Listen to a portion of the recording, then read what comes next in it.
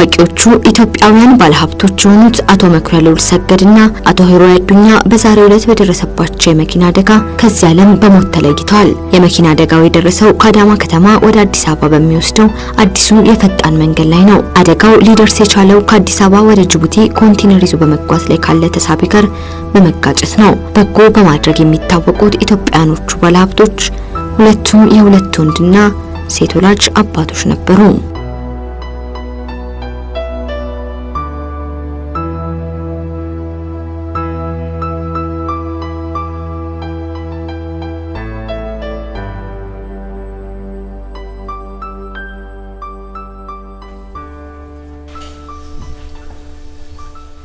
ጋሻይሌ ከዚህ በላይ ምንድነው የሚያስጠብቀን? ሁላችንም እኮ የራሳችን ጉዳይ አለን አይደለም እንዴ? እሷ እኮ ንቀቷ ነው። እሷ ስለማያውቋት እንጂ ከአንድ ሰዓት በላይ እሷን ቁጭ ብለን መጠበቅ ያለብን አይመስለኝም አይደለም እንዴ? ብንጀምር አይሻልም? ግድ የለም ልጅ ብሩክ፣ ይህ ጉዳይ ሁላችሁንም ስለሚመለከት ሁላችሁም ባላችሁበት ነው መነበብ ያለበት። ትንሽ ታግሰን እንጠብቃለን። ቢሆንም ከዚህ በላይ ለምን እንደምን እንጠብቃት?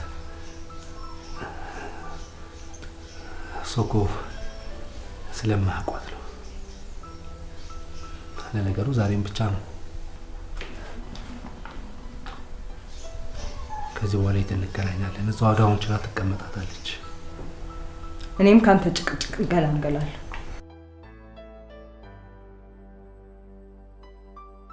አንቺ ግን ትንሽ የቀጠረሽን ሰው እንኳን አክብረሽ በሰዓቱ አትገኝም? ምንድነው የሚሻልሽ? ስንት ሰዓት እንደተቀመጥን ታውቂያለሽ? ይቅርታ ጋሻይሌ፣ መኪናዬ ተበላሽታ እኮ ነው ታክሲ ስጠብቅ ያረፈድኩት። መኪናዬ ያለሽ እንዴ? ስቀባባስሽ ሞን ያረፈድኩት አትይም? መቼም እናንተ ወንዶኝ ከምቀባባ ከምሽሞነመን ሴቶኝ ብቀባባ ይሻለኛል። ልጅ ብሩክ ምክንያቷን ነግራኛለች፣ እኔም ተቀብያታለሁ። አሁን ወደ ዋናው ጉዳያችን ንግባ። ፍሬህይወት ግቢና ቁጭ።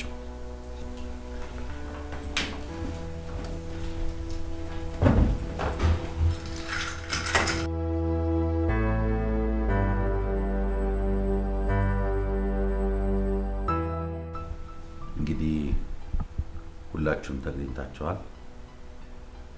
አሁን የኑዛዜውን ወረቀት አነብላችኋል። አሁን የማነብላችሁ ኑዛዜ ሁለት አይነት ኑዛዜ ነው። አንደኛው ኑዛዜ የአቶ መኩሪያው ልዑል ሰገድ ሲሆን ሁለተኛው ደግሞ የአቶ ሂሩይ አዱኛ ነው። ሁለቱም ኑዛዜ አድራጊዎች ባደረጉት ኑዛዜ መሰረት ኑዛዜው በወረቀት ከመሰጠቱ በፊት የሁለቱም ቤተሰብ ህጋዊ ወራሾች ባሉበት ይነበብላቸው ባሉት መሰረት ነው አሁንም ማነብላችሁ።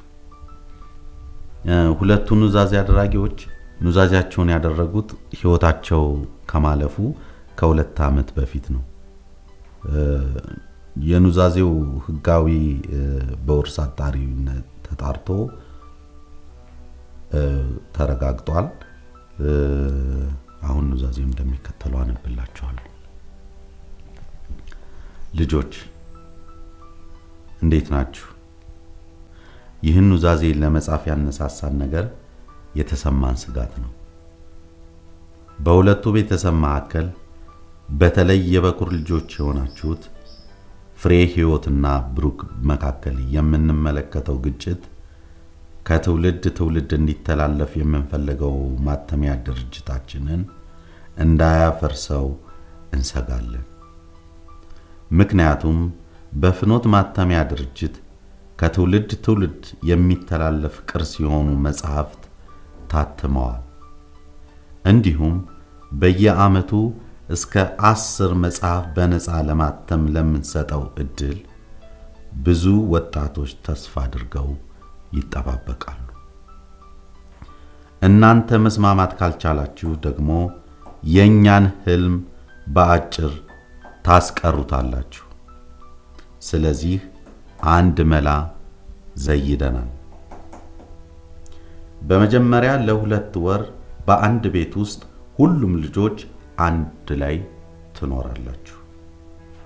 ከዚህ ቤት ያለምንም በቂ ምክንያት ወጥቶ ማደርም ሆነ መኖር የሚገኘውን መብት ያስነጥቃችኋል። ከኑዛዜው ድርሻችሁ ወደ ሌላ ወገን ተላልፎ ይከፋፈላል። በዚህ 2 ወር ውስጥ አቶ ኃይሌ መስማማታችሁን ይፈትሻል። በዚህ ወቅት ተስማምታችሁ ከተገኛችሁ የሚገባችሁ ሙሉ ድርሻ እስከ ሕይወት ኢንሹራንሳችሁ ታገኛላችሁ። መስማማት ካልቻላችሁ ግን ማተሚያ ቤቱ ለመንግስት ገቢ ተደርጎ መንግስት ያስተዳድረዋል። ይህ ሆኖ መስማማታችሁ እስኪታወቅ ያለውን ማስተዳደር ፍሬ ሕይወት በዋና ሥራ አስኪያጅነት እንዲሁም ብሩክ በፋይናንስ ኃላፊነት ይረከቡታል። ቼክ በሚወጣበት ገንዘብ በሁለቱም የጋራ ፊርማ ካልሆነ መውጣት አይችልም። ልጆች ተስማሙ። ካልተስማማችሁ ግን የፉክክር ቤት ሳይዘጋ ያድራል ይሆናል። እንግዲህ የኑዛዜው ቃል ይሄ ነው።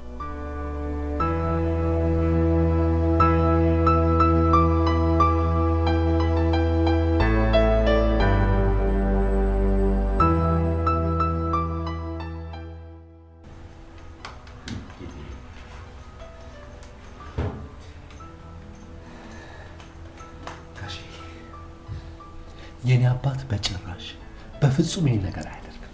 እና የኔ አባት ነው የሚያደርገው? ጋሽ ኃይሌ ኑዛዜው የእውነት ነው። አባቴ ከዚህ የሰይጣን ቁራጭ ጋር 2 ወንድ ኖር ፈርዶብኛል። ማን አባሽ ነው? አንቺ ሰይጣን ቁራጭ ራስህ ማን ሰይጣን ቁራጭ? ማን ነው? አንተ ልቀቀኝ! ቁጭ በል። ሰይጣን ቁራጭ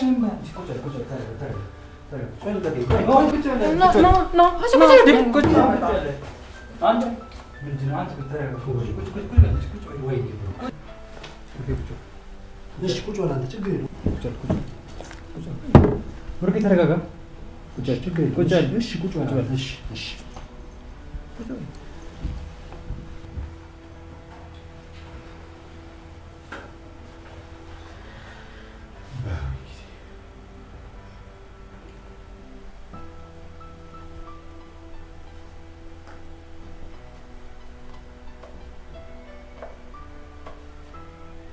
ብትግባቡ ጥሩ ነው።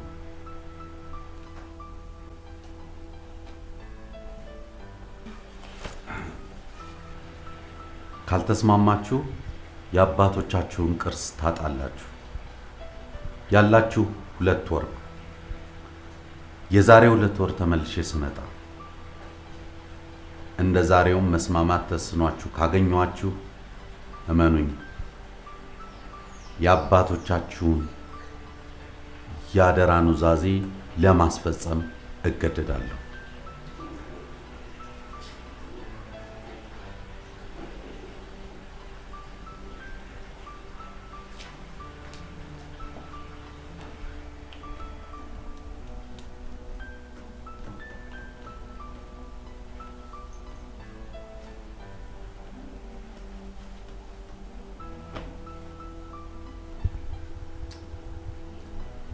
እዚህ ቤት ውስጥ በጭራሽ መኖር አልችልም። በጭራሽ። እንዴ ብሩኬ ኑዛዜውን አልሰማክም እንዴ? ከዚህ ቤት ወጥቶ ማደር ሆነ መኖርም እኮ አይቻልም። ማን ያቀበላል? 4 እኮ ነው። እኔ አውቃለሁ፣ በግ ታውቃለች፣ ፍሬ ታውቃለች። አንተ ጆሞ ወንድምነት ለማን ነው? ለእኔ ምን ታስቃብጣለህ? እውነት ስለተናገረ ነው የምንጮይበት? እውነቱን ነው። እንዳንቺ አይነት አቃጣሪ ያለ ሰው እዚህ ቤት በሰላም ይኖራል? ሀገር ያጠፋው ደግሞ አቃጣሪነት ነው። አትሳደብ። መቼም ሴትና መጠጥ ነው የሚያንቀዠቅዥ። ተው ሰውን አደግዛ። ብርክቲ እንኳን የወንድሟን ጸባይ ታውቃለች። እንዴ ፍቅራችሁን በልክ አድርጉት እንጂ ምነው ካልተሳሳብ ካልተላፋን አላችሁ? ይህን ያህል መዋለዳችሁ ሰው እስከሚያውቅባችሁ ድረስ ምንድን ነው? እቺ ምናፍቃት ሸፋፋ መናፈቅማ ናፍቃለሁ። እኔ ነኝ እኮ አልገኛለሁ። ደግሞ ፖለቲክስ አንዴ ተማርኩ። ንግግርን አስተካክል እንጂ ዝርክርክ።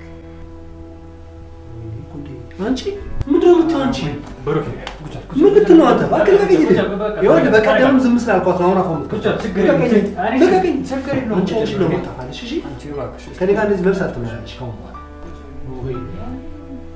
አብነት እባክህ ናፍቃው ሊስባት እኮ ሌላ ነገር መሰለህ እንዴ? እንደዚህ የምትፈናጠረው ዝም በይቺ ደግሞ ሌላ አሽቃባጭ።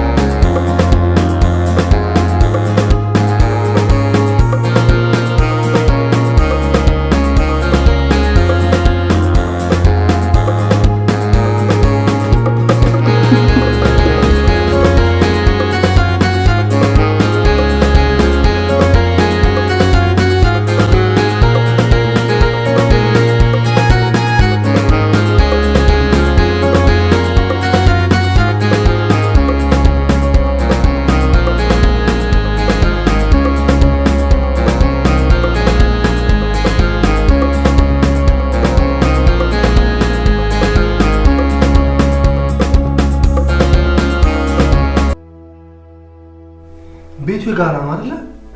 በዚህ በጧት እንቅልፍ ማጣት አለብን። አንተ ራሱ እንቅስቃሴ ያስፈልጋል ለጤና። ምን ይመስላል? ቦርጫሞን እኮ ምን አገባሽ ስለኔ? ምን መንደር ሴት ይመስል ምላስ ለቀቀ። ዝም በይ። ለአንዴ ቃ ዝም ማለታችን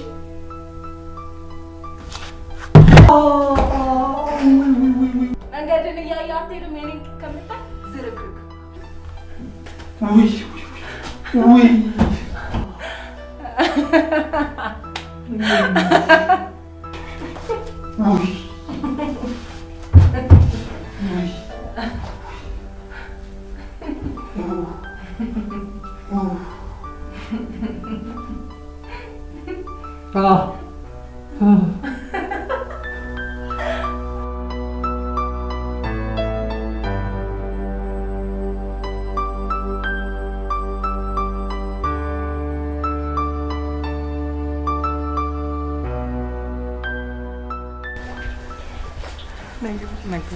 እንደዛ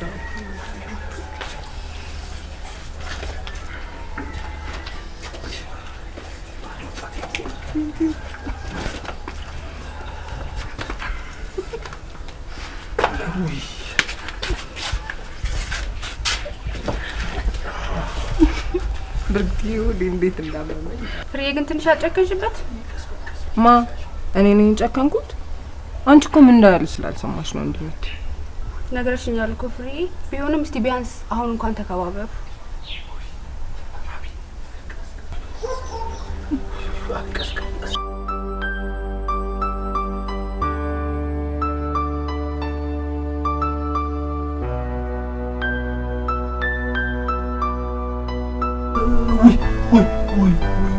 አብየር ቀስ በል በእናትህ።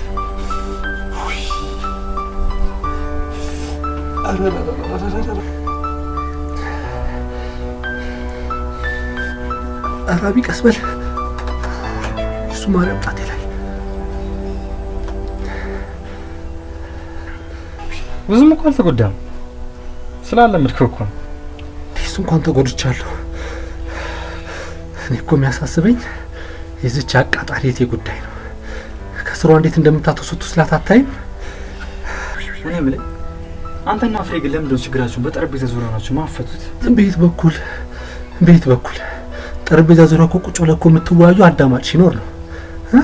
እሷ አንድ ቃል ካፌ ወጣ 50 ቦታ እየሰነጠቀች ነርቬ ላይ ትወጣለች። ለማንኛውም እና አባዬ መጽሐፍ ለማሳተም እድል ከሰጧችሁ ሰዎች አንዱ ዛሬ ይመጣል እና ጋሻ ኃይሌ ሁለታችሁ አንተና ፍሬ ሆናችሁ እንድትመለከቱት ብሏችኋል። ለካ እሱም አለ። በራቢ ቀስ በል።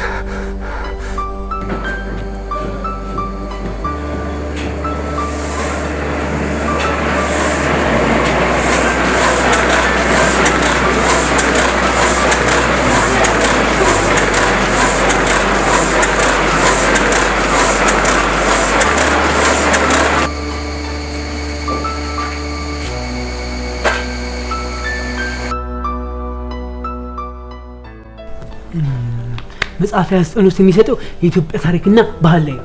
የኢትዮጵያ ታሪክ ከዓለም ጋር እንዴት እንደሚገናኝ፣ የዓለም ታሪክ ከኢትዮጵያ ጋር እንዴት እንደሚገናኝ ማለትም የኢትዮጵያ ታሪክ አንዳንድ የዓለም ሰዎች እንደሚሉት የኢትዮጵያ ታሪክ ትልቅ ነው፣ ወደፊት አያል ነው ብሎ ያምናሉ።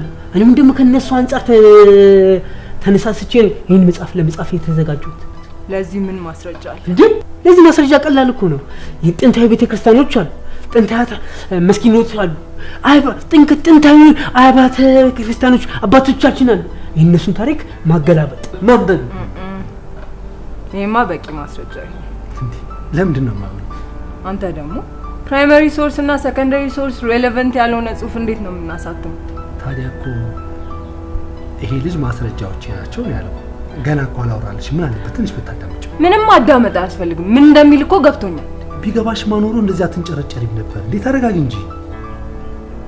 ይኸውልኝ ወንድም፣ መጽሐፉን ስለወደድነው እናሳትመዋለን። በቂ ማስረጃ ስለሌለው አይታተምም። ይኸውልሽ የዚህ መጽሐፍ መታተም ጥቅሙ ላንቺ ነው። ስለ ሀገር ታሪክ ስለማታውቂ አንቺም በዚሁ አጋጣሚ ታነባለሽ። አንተ ታሪክ አውቀ ምን አረክ? ዝም ብለህ ቱልቱላ አንፋ።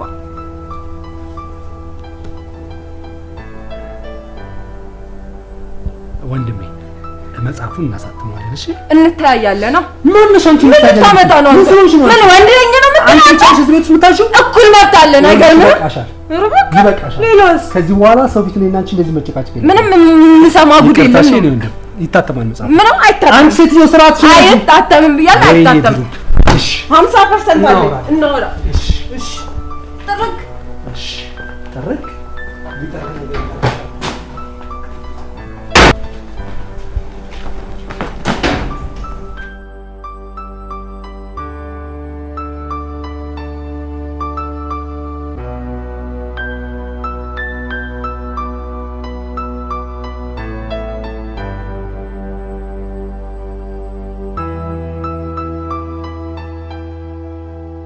ብሩክ ዛሬ ወደ ቤት የሚል አልፈልግም። እውነት ካንተ ጋር ነው ማለት የምፈልገው።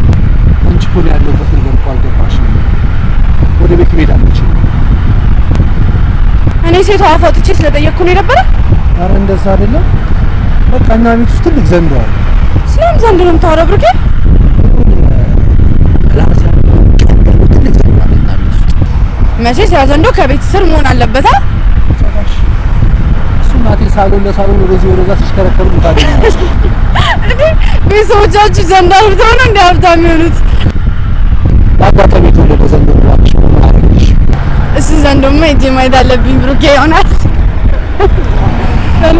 በእናትህ ብሩኬ ስወድቅ ይሻላል። አዎ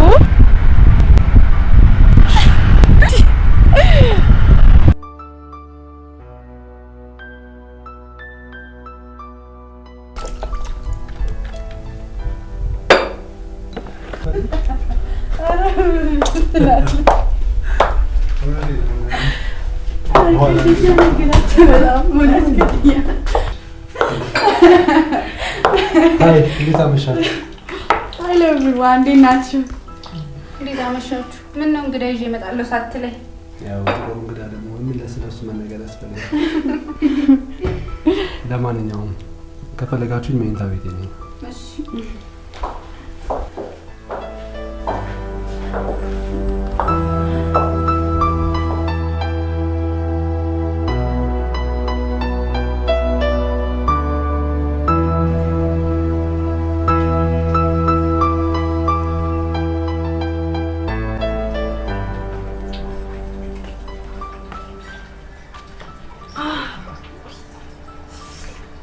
ቆንጆ እዚህ ቤት ያለው ዘንዴቱ ጋር ነው ያለው? የእውነቴን እኮ ነው። እዚህ ቤት ዘንዶ አለ ብሎኛል ብሩኬ። ከጀርባ አንተ ቢያንስ እንኳን ጭንቅላት ካላት ሴት ጋር አትተኛም? ጥሩ ጨዋታ ለመጫወት እኮ ጭንቅላት አያስፈልገው። እቺ ናት እህት? በምን እድሏ? ድሮ እኔ ነበርኩ አብሬው የምተኛው። ያ ነገር ላይ ደግሞ በጣም ደካማ ነው። ገና አንገቱን ስስመው ዝርክርክ ይላል። ደረቱን ሳሻሸው እወድሻለሁ እያለ እንደ ጥጃ ይዘላል። ኦ የኔ ቆንጆ ተሳስተሻል። የኔ ቆንጆ የኔ ፍቅር እንዳንቺ አይነት አሮጊት ጋር አይተኛምሽ። ስጠናም ትመስላለች። ሌላ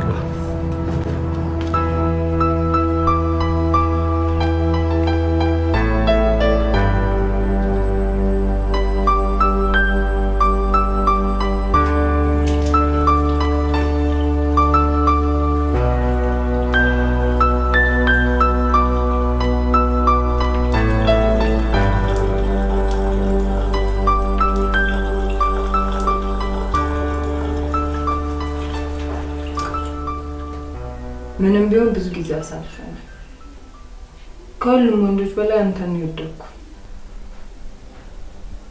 አሁን ግን የህፃን ልጅ ጨዋታ እየተጫወተን ያለን ይመስለኛል።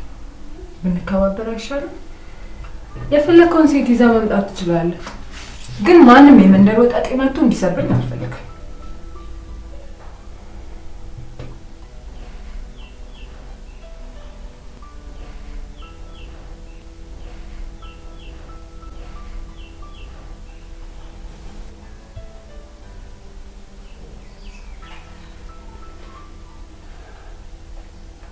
ፍሬዳ ይቅርብን።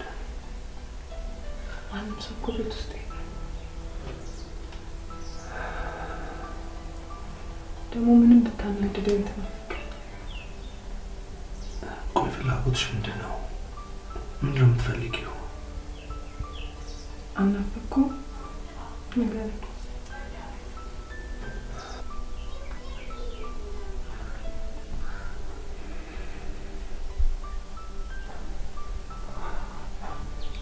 ትናፍቂኛለሽ፣ ግን ያየሆነ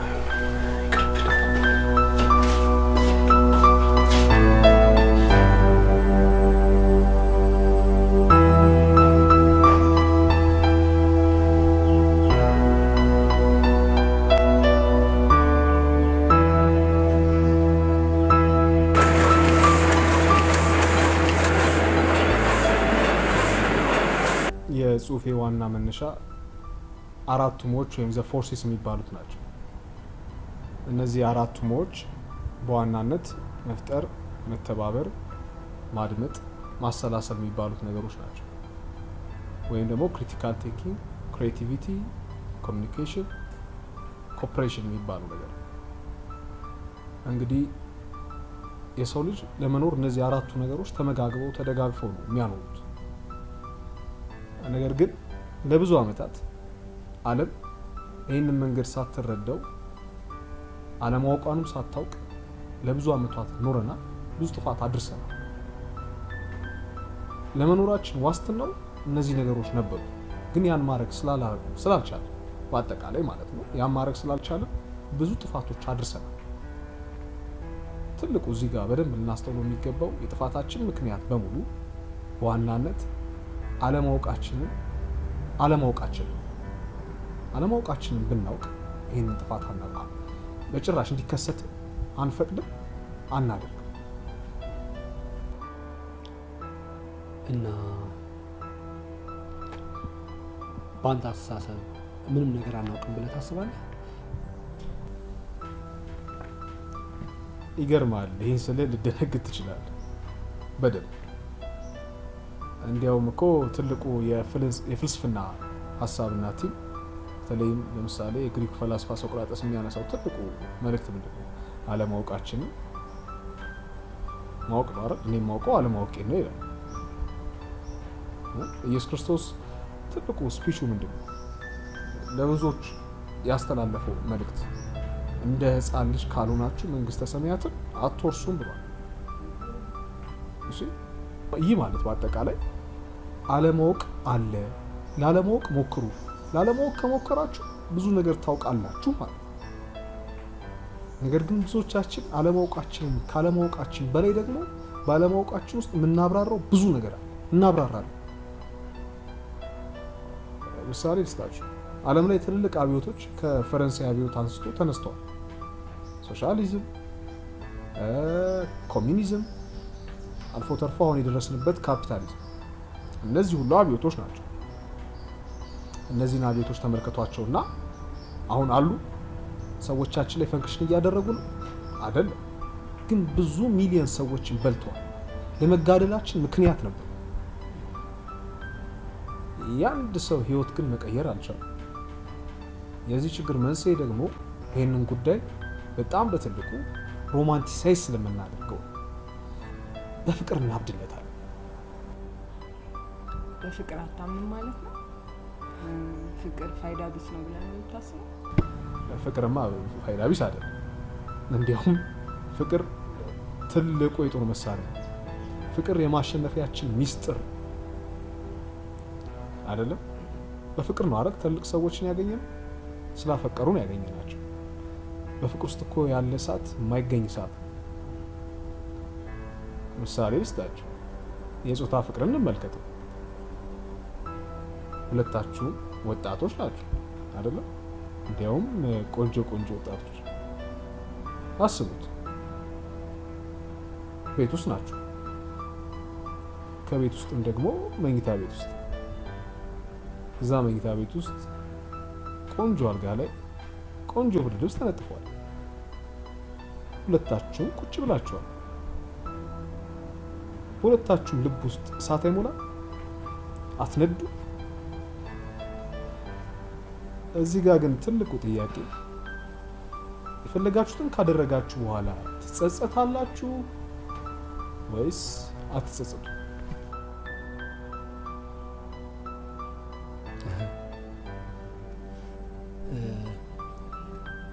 በአራቱ መዎች ውስጥ እስኪ እንደ አንድ ኢትዮጵያዊ ሀገርህን ግለጻት ብትባል እንዴት ትገልጻታለህ? በዋናነት እኔ ስለ ሀገሬ ምንም አላውቅም። ምክንያቱም እችን ሀገር አውቃታለሁ ካልኩ እንደ ሞኝ ነው የምታየው።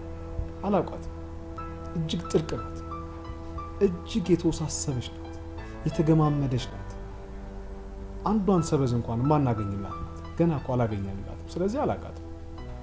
ግን ያው ተናገር ካላችሁ እንድናገር ከጠየቃችሁ ግን ድሮ በጣም ሀሳቢ አለ ሊቆሽ ነበር። ለዚህ ማሳየው ደግሞ ከትውልድ ትውልድ ያስተላለፍናቸው የስነ ጽሁፍ ሀብቶቻችን፣ በየጎሳው በየብሔሩ በየነገዱ ያለው ትውፊታዊ ጥበቦቻችን፣ እነዚህ ሁሉ የደረስንበትን ደረጃ ያሳያሉ። እነዚህ ደግሞ የተገኙት መጀመሪያ ባነሳውላችሁ በአራቱ መዎች ስር በመተባበር፣ በመደማመጥ፣ በማሰብ፣ በመፍጠር። አባቶቻችን ድሮ ይተባበሩ የነበረው ስለሚዋደዱ ጓደኛሞች ስለሆኑ ቤተሰብ ስለሆኑ አይደለም። ባይዋደዱ የሚተባበሩት የሚደማመጡት አንድ ላይ ለመኖር ያላቸው ዋስትና ያ ብቻ ስለሆነ ካልተባበሩ ካልተደማመጡ አብሮ መኖር በጣም ይከብዳቸዋል። ስለዚህ ለዋስትናቸው ሲሉ ይተባበራሉ፣ ይደማመጣሉ። አንድ ሰው ደግሞ ከተደማመጠ መፍጠር ይችላል አይደለም? ከዛ በፊት ደግሞ ሲደማመጥ ማሰብ ይችላል። እኔ እናንተን ሳዳምጣችሁ አስባለሁ። አንድ ግጥም አለ የደበበ ሰይፉ ከአክሱም አቁማዳ ጫፍ ይሰኛል። መነሻው አክሱም፣ ያልሄደበት ቦታ የለም። ላሊበላ ይሄዳል፣ ፋሲል ይሄዳል፣ ጎጃም ይሄዳል፣ ሀረር ይሄዳል፣ ተመልሶ አክሱም ይመጣል። ብዙዎቻችን የምንወደው የጂጂ ዘፈን አለ አይደል? ፍቅር ፍቅር ወዴት የሚል ርዕሱን ከተሳሳትኩ ይቅርታ። የወለጋ ልጅ ለጎጃም ገበሬ ልጁን ካልዳረ፣ የጎጃም ገበሬ ልጁን ለጎንደር ካልዳረ ፍቅር ፍቅር ወዴት ትላለች። ሀሳቡን በጣም ወደነዋል። አባቶቻችንም ቢኖሩ ምርጫቸው እንደሚያደርጉ እርግጠኛ ነኝ። አዎ በጣም ግሩም ሀሳብ ነው ያነሳው። እውነት ለመናገር ግን አንድ ሁለት የሚያውና የመጨረሻውን ውሳኔያችንን እናሳውቃለን። ስምህን ግን አልነገርከንም። ምናስ ይባላል። ስለተዋወቅን በጣም ደስ ብሎናል።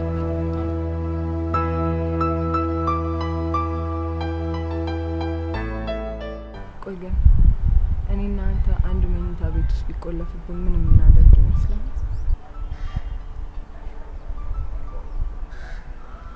ተረት ተረት እናወራለን። ሌላ ምን እናደርጋለን?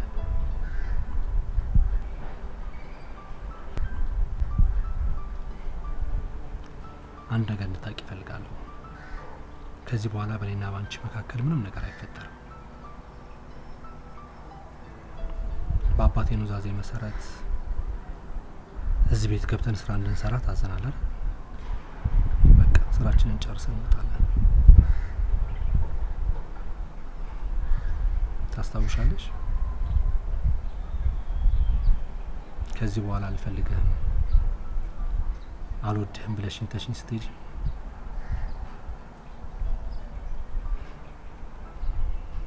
በቃ ድጋሚ ወደ ህይወቴ እየገባሽ ስሜቴን አትረብሽው። ሰላሜን አትንሺ።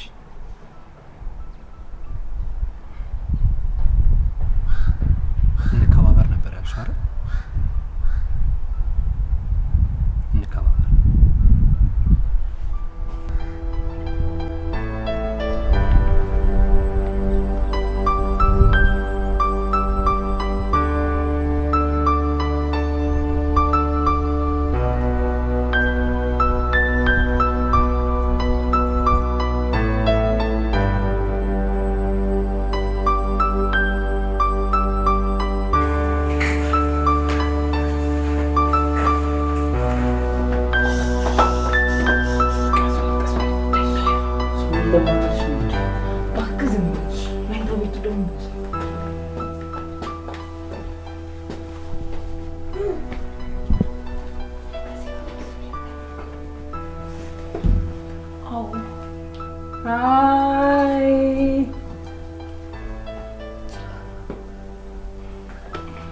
Nada.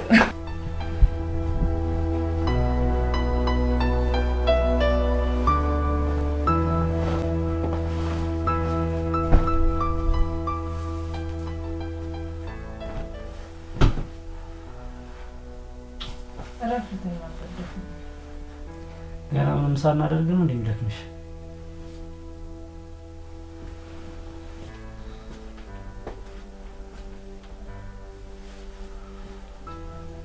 ተወኝ በቃ።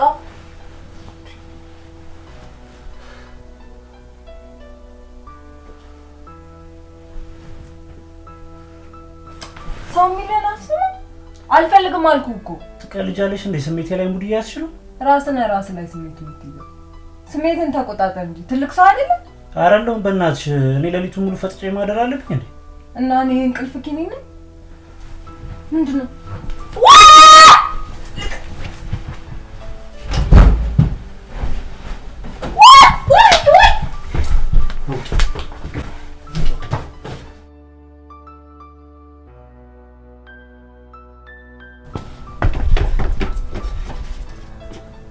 አንቺ ግን የሥራሽን ይስጥሽሽ። የወንድ ልጅ አምላክ ይፈርዳል። በእኔ ስሜት ላይ እንደቀለሽ በአንቺም ላይ የሚቀልድ ይዘዝብሽሽ። እሺ አሁን ልብሴን ስጡኝ።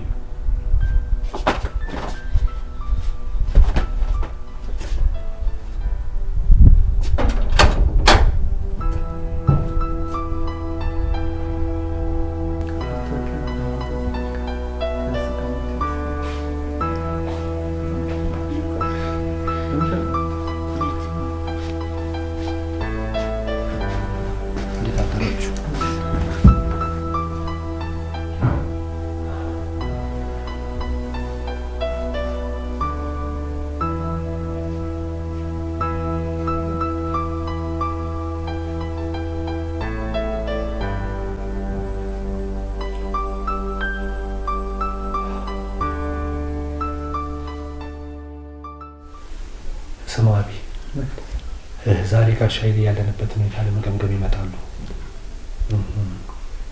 መስማማታችንን ካሳየናቸው ከዚህ ቤት መውጣት እንችላለን። ካልሆነ ግን ነገሮች በዚህ ሁኔታ ነው የሚቀጥሉት። እኔና አቢ እኮ እዚህ ያለመስማማት ጣጣ ውስጥ የለንበት። ሁለታችሁ ናችሁ እዚህ ነገር ውስጥ እየዘፈቃችሁ።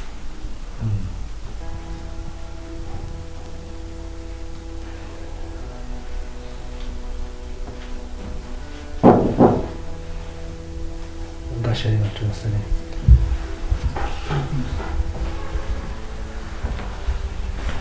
እንደምን አደራችሁ ልጆች? ተናደሩ ጋሽ ኃይሌ? እንዴት ናችሁ? እግዚአብሔር ይመስገን። ግቡ። ሁሉ ሰላም?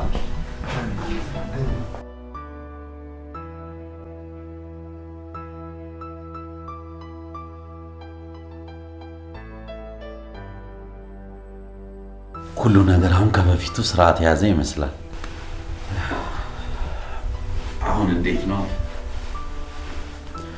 ብሩኬ? የማተሚያ ቤቱን ጉዳይ እንዴት ነው? ሰው እኮ እየጠበቀ ነው። ነው ቆንጆ ርዕስ ያለው ጸሐፊ ያጣ? አይ አግኝተናል ጋሽ ኃይሌ። ትንሽ እርማት ነው የሚቀረው። አሁን ከሰሞኑን ሁሉ ነገር እንጨርሳለን። መልካም። ፍሬህይወት የት ሄዳ ነው? አለች ተኝታ። ጀንበር ከወጣች በኋላ የሚተኛ ሰነፍ ሰው ብቻ ነው። አባቶቻችሁ ማልደው ገና ጎህ ሳይቀድ ተነስተው የግል ጸሎታቸውን ጨርሰው ስራ ቦታቸው ላይ ሁሉም ቀድሞ ይገኙ ነበር።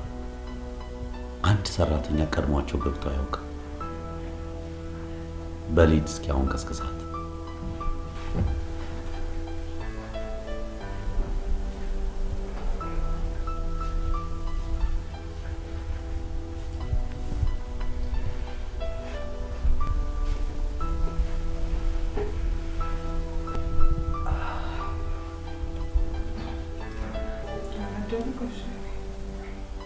እንደምን አደርሽ ፍሬ?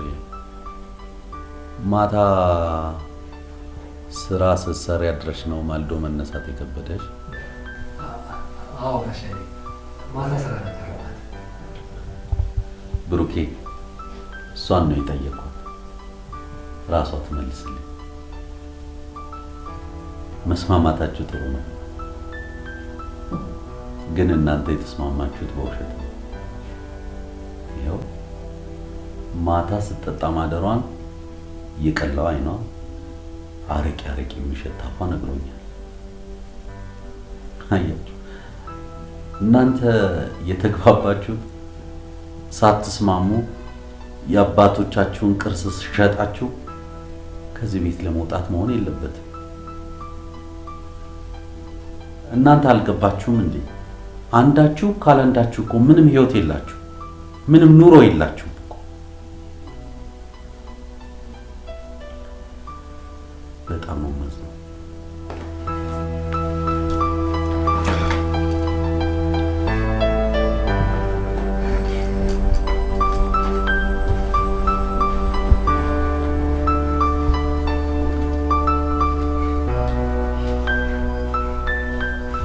ምን አለ አንዳንዴ እንኳን ሰው የሚነግርሽን ነገር ብትሰሚ። የማንንም ጎረምሳ ይዘሽ የመጣሽ ለምን ነው ቤቱ የምታስደፍሪው? ምን አገባው? ንገረኝ። ቀና አናደደ? ባንቺ ነው የምቀናው አይደለም? አሁን ያን እንኳን እንደዛ ባፈቀርኩኝ ሰዓት እንኳን ቀንቼብሽ አላውቅም። ድሮ ማን ትቀናለህ? በጀርባዬ ከጓደኞቼ ጋር እየተ አንቺ በቃ አፍሽን ዝጊ። ለምትናገሪው ነገር ለከት ይኑርሽ እሺ? ምንሽን እንኳን አንቺ እንዳፈቀርኩሽ ሳስበው አንዳንዴ ግራ ይገባኛል። ማፍቀርን አሁን ነው የምትናገር? ደግሞ ውሸታም ነው። አላፈቀርከኝም። ብታፈቅረኝ ኖሮማ እንገባ ስል ታገባኝ ነበር። በቃሽ ፍሬ፣ ያለፈ ነገር እያነሳሽ አትጭቅጭቂ። ለስሙ ከሰዓት በኋላ ምናሴን ቀጥረነዋል። ግን አንድ ገጽ አንድ መስመር እንኳን አንብበሻል? አላነበብሽ። አንቺ እንደዚህ ነሽ። ደግሞ ስሚ፣ ከዚህ በኋላ ስለመተኛት ስታስቢ ይዘሽው ስለምትመጪው ወንድ እንኳን ትንሽ ተጨነቂ እስኪ።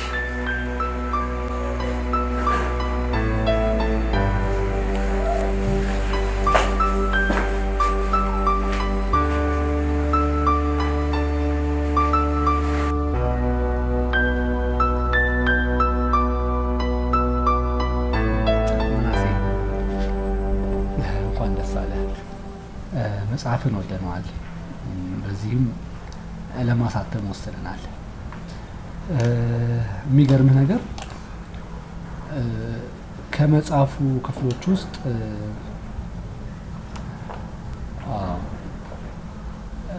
ገጽ 21 ምዕራፍ 3 ላይ ያነሳውን ሀሳብ በጣም ወድጀዋለሁ። እንደው ምንድነው የሚለው ደስታ በምን ውስጥ ይገኛል ብለህ ጠይቀሃል። መልሱንም ለአንባቢያን ትተኸዋል። እንዳንተ አመለካከት ግን ደስታ በምን ውስጥ ይገኛል ብለህ ታስባለህ? በመጀመሪያ መጽሐፌን ስለወደዳችሁት በጣም አመሰግናለሁ። ስለ ደስታ ጉዳይ ለአንባቢያን ነው አይደል ሀሳቡን የተውኩት። አንባቢያን ቢመልሱት ደስ ይለኛል። ያው ከጠየቃችሁኝ እኔ ልናገር፣ ደስታ ባለማሰብ ውስጥ ይገኛል። ሰው እንዴት ሳያስብ ይኖራል? ልክ ነሽ። ሰው ሳያስብ አይኖርም። ልክ ነሽ። እውነት ነው። ግን የማናውቀውን ነገር ማሰብ በራሱ ለማናውቀው ነገር ደግሞ ፍቺ መስጠት እጅግ በጣም ፈታኝ። ምክንያቱም ለማናውቀው ነገር ስናስብ ለማናውቀው ነገር ፍቺ እንሰጣለን። ፍቺ ስለመስጠት ያው ለኢትዮጵያ ማህበረሰብ መናገር ከባድ ነው። ምክንያቱም አብዛኞቻችን በተረትና ምሳሌ፣ በእንቆቅልሽ፣ በቅኔ ያደግን። ስለዚህ ፍቺ አትፈልጉ ማለት ለዚህ ማህበረሰብ እጅግ ፈታኝ ነው። ምክንያቱም የየዕለት ተዕለት ህይወታችን ፍቺ መፈለግ ነው። ይህ ማስተዋል ከፈለጋችሁ ደግሞ እያንዳንዱ ሙዚቃዎቻችንን፣ ተረቶቻችንን፣ ግጥሞቻችንን፣ የሰዎች ንግግር አብዛኛው ማህበረሰብ ይፈተዋል አይደለም? ስለዚህ ይህንን ነገር አቁመን የማናውቀውን ነገር ፍቺ እየሰጠን መኖርን አቁመን አለ አይደለም? አልገባኝም። እንዴት ላስብሽ? በዋናነት የሰው ልጅ ብዙ ነገር አያውቅም። ብዙዎቻችን አላዋቂዎች ነን። በመጀመሪያም እንዳልኳችሁ ትልቁ ጥበብ አለማወቅን ማወቅ ስለሆነ ማለት ነው። አላዋቂዎች ነን። አላዋቂ ሰው ደግሞ የማያውቀውን ነገር ሲተነትን የሚያመጣው አደጋ እጅግ በጣም አሰቃቂና አስፈሪ ነው። አላዋቂ ሰዎች ስለማያውቁት ነገር ሲናገሩ የሚሰጡት የቤት ስራ የ100 ዓመት የቤት ስራ፣ የ1000 ዓመት የቤት ስራ፣ እንዲሁም አንድን ትልቅ ነገር ንዶ የማፍረስ የቤት ስራ። ስለዚህ የማናውቀውን ነገር ከመተንተን ዝም ብለን ሳናስብ በደስታ መኖር እንችላለን ብዬ አስባለሁ። ካላስቸገርኳቸው አንድ ጥያቄ ልጠይቃችሁ። ባለፈው የሰጧችሁን የቤት ስራ ኤክስፐሪመንቱ እንዴት አደረጋችሁት? ምክንያቱም አንድ ቤት ውስጥ አንድ መኝታ ቤት ውስጥ ቆንጆ የተነጠፈ አልጋ ላይ ቁጭ ብትሉ ምን እንደሚከሰት እሱንማ ድሮ ሞክረናል። መጀመሪያ ላይ በጣም ደስ ይል ነበር። ከዛ እየቆየ ግን እያስጠላ መጣ። የምርሽ ነው የምትናገሪው? አዎ የምሬ ነው። መጀመሪያ መሞከር አልነበረብን። መቼም ጥሩ ጊዜ እንዳሳለፍን አትረሹም አይደለ? በጣም ነው የምትፋቀሩት። ተነፋፍቃችኋል። አንተ ጠረን ናፍቋታል። እሷ እጆችን መዳሰስ ትፈልጋለች። አንተ እየሰረክ ታያታለህ። እሷ ደግሞ አንተ ካያት 20 እጥፍ ልታይ ትሞክራለች። በጣም ነው የተነፋፈቃችሁት። ለምንድን ነው በረባ ባረባ ነገር ወጣትነታችሁ የምታባክኑት? ያለፈውን ነገር ረስታችሁ ዳዲስ ለምን የወጣትነት ፍቅራችሁን አታጣጥሙ?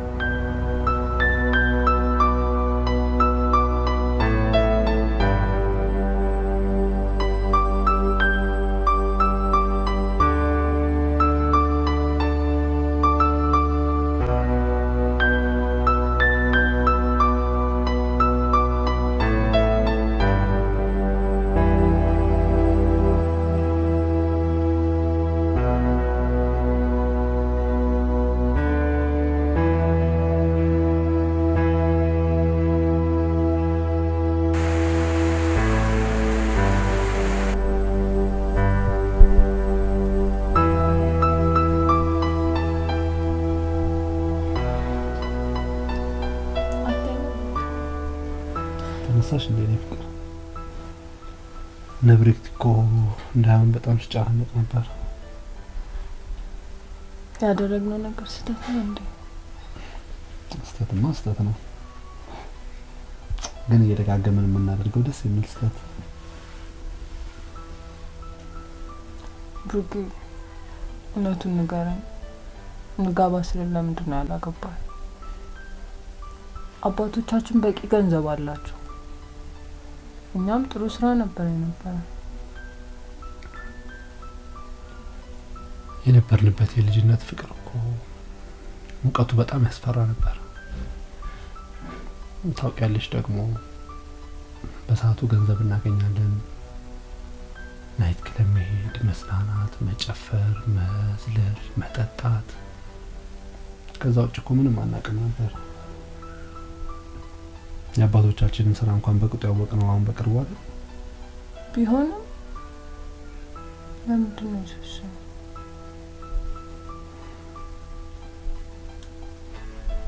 ፈሪ ስለሆንኩ። ፍቅር ምን ያህል ከባድና ቁም ነገር እንደሆነ ስረዳ እኔ እንደማልገባሽ ያን ያረጋገጥኩኝ።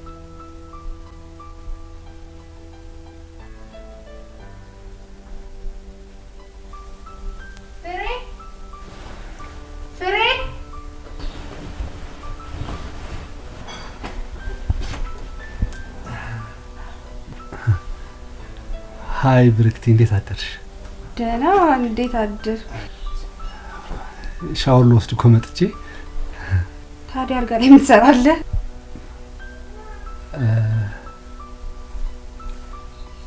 ውሃው አልሞቅ ብሎኝ ነው። ውሃ እስኪሞቅ እየጠበቅኩ ነው። ውሃ? ምን ነው ፈለግሻት እንዴ?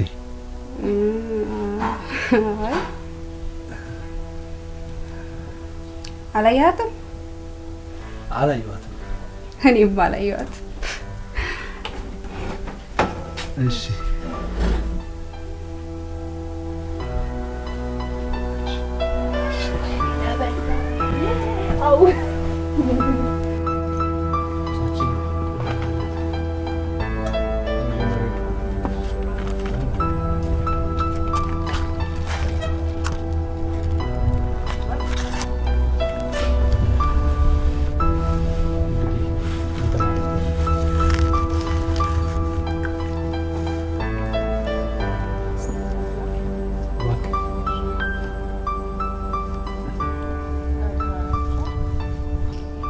እየበላ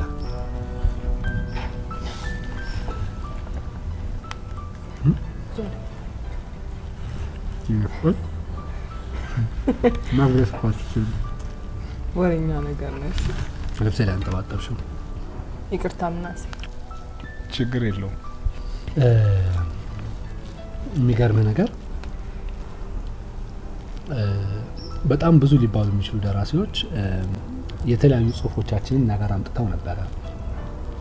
የተወሰኑትን ለማየት ሞክረናል። ጥሩ ጥሩ ሀሳቦች ናቸው ያነሱት። ግን የሚገርም ነገር ስለ ኢትዮጵያ ሲጽፉ ወይ ደግሞ ስለ ሀገራችን አንዳንድ ነገሮችን ሲያነሱ ስለ መወደድ እንጂ ስለ መፍትሄ አያወሩም ብዙ ጊዜና ያንተን ሀሳብ የወደድ ነው ያንተ መፍትሄ አለው። ስፔሻሊ ደግሞ ስለ አራቱ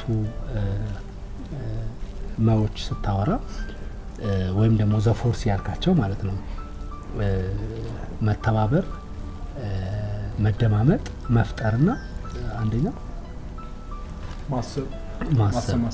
ማሰብ እሱ ላይ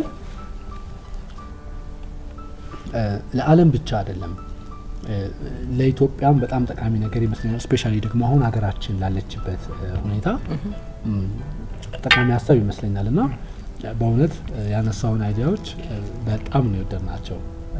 ለሀገራችን በጣም ጠቃሚ ይመስለኛል። አመሰግናለሁ። የሰጠዋችሁን የቤት ስራ ኤክስፐሪመንቱ ሳትሞክሩት አትቀሩ። ፊታችሁ ላይ ያስታውቃል።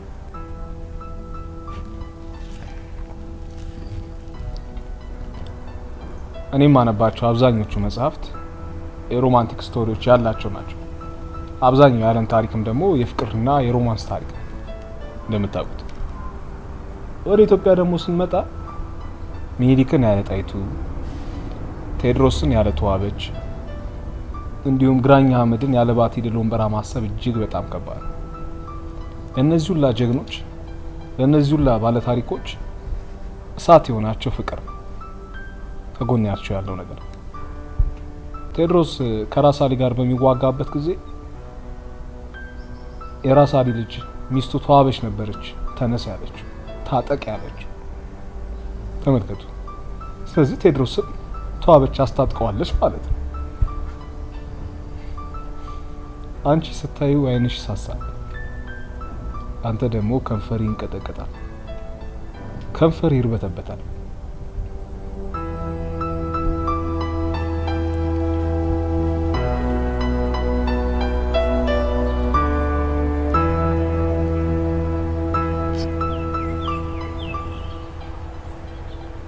እውነትም ግን ከንፈር ይንቀጠቀጣል። እዚህ በጣም ይበርዳል። ወደ ውስጥ እንግባ ፍቅር። ቆይ ግን ይህን እንደ ራስ ይወደድ ነው የልባችንን ስለሚነግር ነው ወይንስ ትክክለኛ ደራሲ ስለሆነ ነው? ሁለቱም ስለሆነ ነው። ስሜታችን በሚገባ ተረድቶ ስላስረዳል ይሆናል።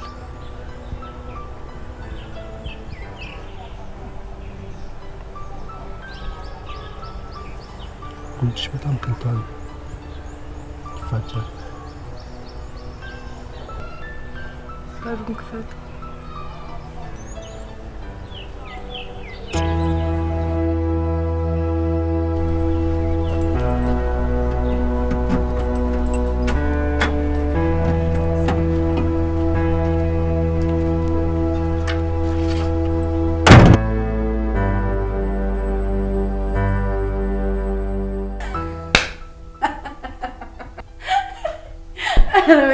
እና ከዚህ ቤት ከወጣችሁ ሙሉ ሀብታችሁን ታጣላችሁ ማለት ነው። ደግሞ በዚያ ላይ ሁላችንም መስማማት ይኖርብናል። በእናት እህትህ ግን በጣም ነገረኛ ነገር ናታ። ብሩኬን እሷ ናት የምታብሽቀው። ኧረ እኔ እንዴት እንደምታደርገኝ አላየሻትም?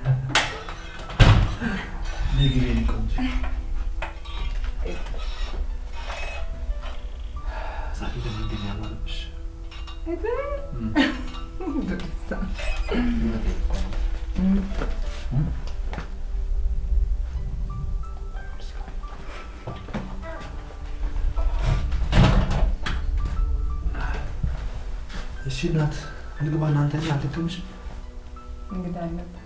እንግዳ አናስተና ለማገር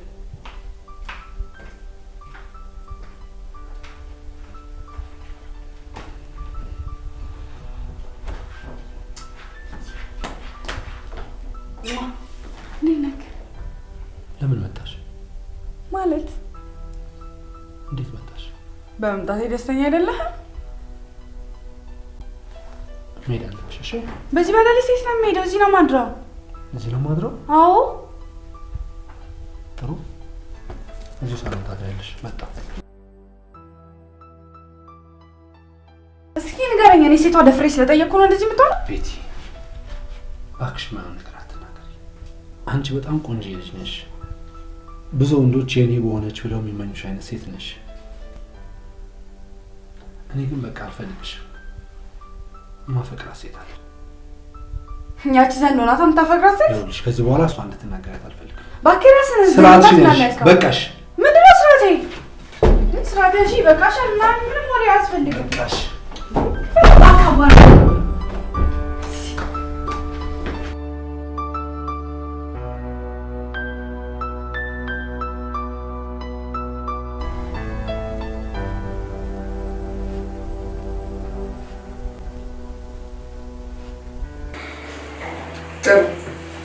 ዛሬ ጋሻ ላይ የመጨረሻ ግምገማቸውን ለማድረግ ይመጣሉ። ኑዛዜው ይገባል አይገባም ዛሬ ነው የሚወስኑት። ስለዚህ ጥሩ የቤተሰብ ቁርስ እየበላን እንጠብቃቸዋለን ማለት ነው። አሁን ደግሞ ተስማማን ይመስላል። አላልኩኝም? እኔ እኮ ያለ ምክንያት እንደዚህ አትንከባከብም። አሁን ማለት ተስማምታ ስለምንታወሩ ብሩኬ ነገራት እንጂ ስለምንድን ነው እንትን ማታ የነገርኩሽ እኮ ነው። ያው መስማማት አለመስማማታችንን ለማረጋገጥ የአባቶቻችን ባለድርቦች ዛሬ መምጣታቸው አይቀርም። ሶኒ ሜዳ አለብኛ። አዎ ምን ትሰሪያለሽ? የሌሊት ስራሽ እንደሆነ ጨርሰሻል እንዴ? እኔ እኮ የሌሊት ስራ አልሰራም። ለማንኛውም አሪፍ ቁርስ ነው። ባለሙያ ነገርሽ። ኦኬ፣ እኔ እናንተ ብዙ ማውራት ያለብን ነገሮች አሉ። ቻው ቻው።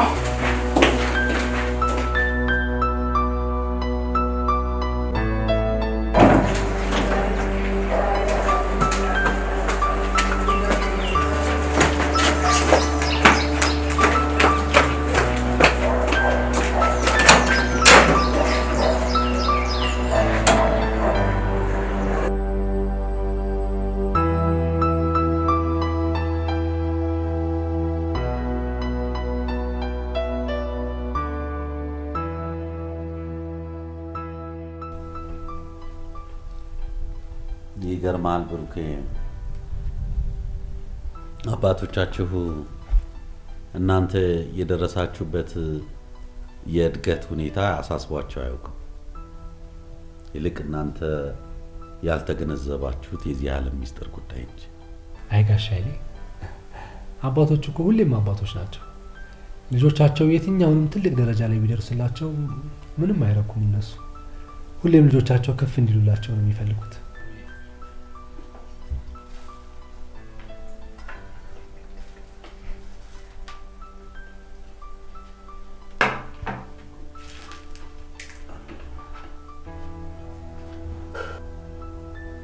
የጀመራችሁትን ነገር በትዕግስት አጨርሱ። መጽሐፍ አንብቦ የመጨረስ ልምድ የላችሁም። ቴክኖሎጂ ባሪያ አድርጓችሁ የራሳችሁን የህሊና ነፃነት እንኳን ማወጅ አልቻላችሁ። እንደታሰረና ከምንም በላይ ደግሞ እንደታሰረና እንደተጨቆነ አይነት አእምሮ የሚያሳዝን ምንም ነገር የለም። እኛ ግን በዚህ ደረጃ እንወቀሳለን እንዴ ጋሽ ኃይሌ? እንዴት መሰለሽ ፍሬ፣ የኛ ትውልድ መታሰሩን የሚያውቅ ለምንና ማን እንዳሰረው የተረዳ ነገር ግን ነፃነቱን እንዴት መጠየቅ እንዳለበት ያልገባው ነበር። የእናንተ ትውልድ ግን ማን እንዳሰረው ሳይረዳ እስረኛ የሆነ የቴክኖሎጂ ባሪያ የሆነ ራሱ በፈጠረው ዓለም ውስጥ በቅዠት ውስጥ የሚኖር አሳዛኝ ትውልድ ነው። ምስኪን ትውልድ። ዛሬ ጋሽ ኃይሌ ትንሽ ጠጠር ያለ ጨዋታ ነው የመጡት። በነገራችን ላይ የማተሚያ ቤቱን ጉዳይ ከምን አደረሳችሁት? የወረቀት ህትመት ትንሽ ጊዜው እያለፈበት ስለሆነ ወደ ኢላይብረሪ ለማሳደግ ሀሳብ ላይ ነን። ቆንጆ ሀሳብ። እስኪ አብራሪልኝ።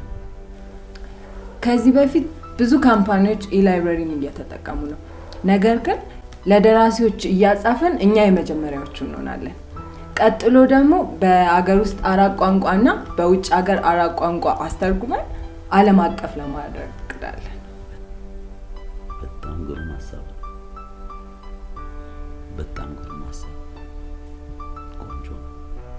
ግሩም። እናንተም ስራችሁን በዚህ ሁኔታ ቀጥሉ። እሺ ጋሽ። እኔም የመጨረሻው ሀሳቤ በዛው የመጨረሻው ቀን ለተሳውቃችሁ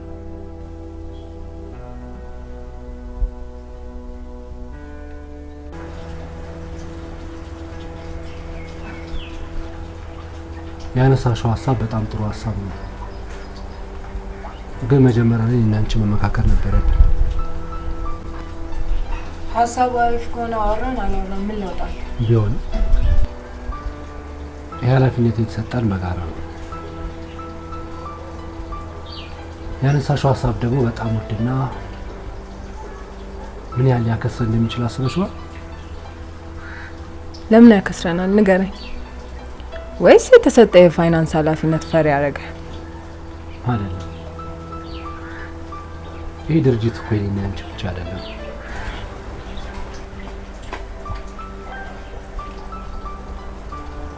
የትና ወንድሞቻችንን ጭምር ነው። አትፍራ። ደግሞ የምናሴን ጽሑፍ በደንብ አይነበብከው አንተ አይደለ? በብዙ ቋንቋዎች ቢተረጉሙ አያዋጣም? ያዋጣል። ትናንትናና ከትናንት ወዲያ ስለተፈጠረ ነገር በጣም ይቅርታ። ከዚህ በኋላ ግን በእኔና አንተ መሀል ምንም ሊፈጠር አይችልም። ደግሞ እንደ ድሮ በረባ ባረባ ከአንተ ጋር መጨቃጨቅ ስልችት ብሎኛል።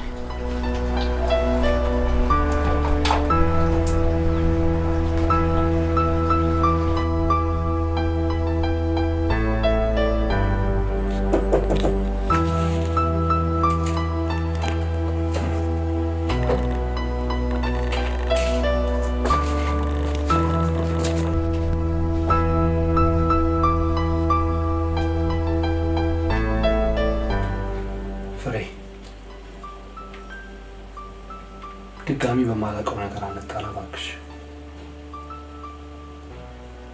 በእውነት ነው የምልሽ፣ እኔ ቤቲ እዚህ መኖሯን በጭራሽ አላውቅም ነበር።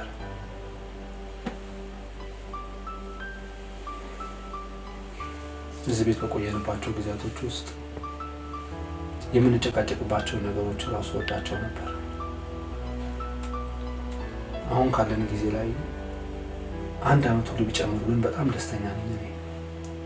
እኔ ግን አልፈልግም፣ ካንተ ጋር መኖር አልፈልግም። ደግሞ ብዙ ሴቶች ወዱካ ጊዜን ለምን ከኔ ጋር ትፈጃለህ?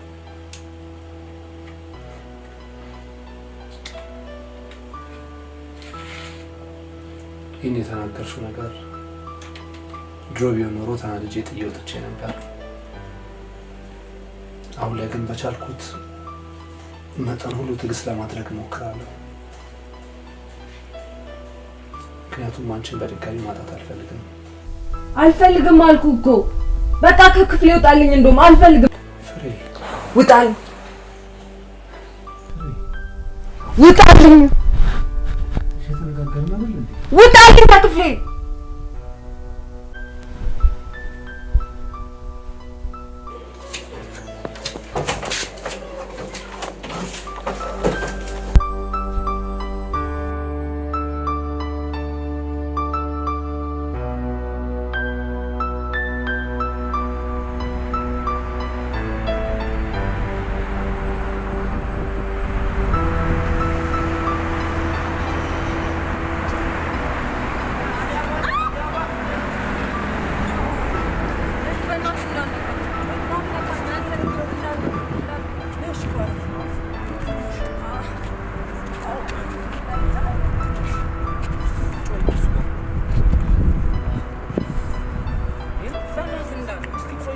ይሄ ነገር ወለምታ ከሆነ ውሎ ካደረ በኋላ አንካሳ ነው።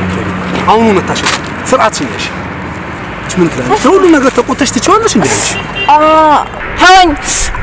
ደማ አንቺ ትንሽ እምቢ በቃ አልፈልግም። እሺ ቆይ እሺ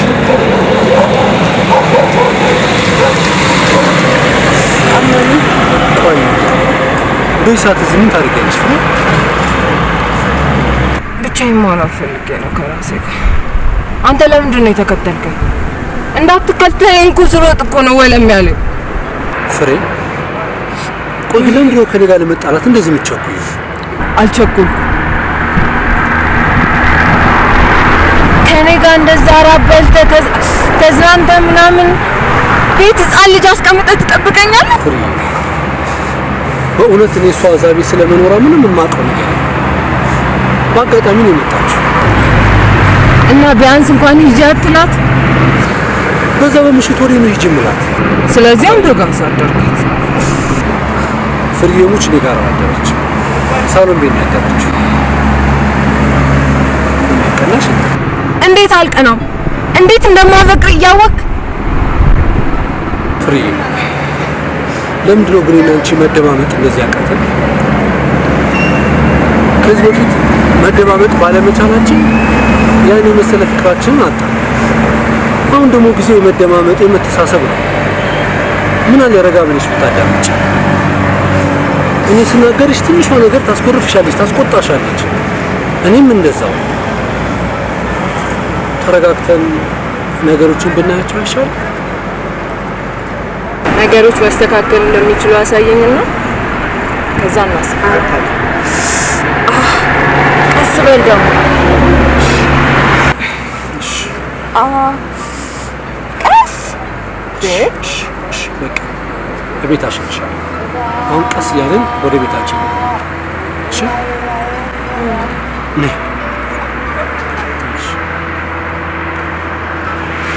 ቀስ ቀስ ቀስ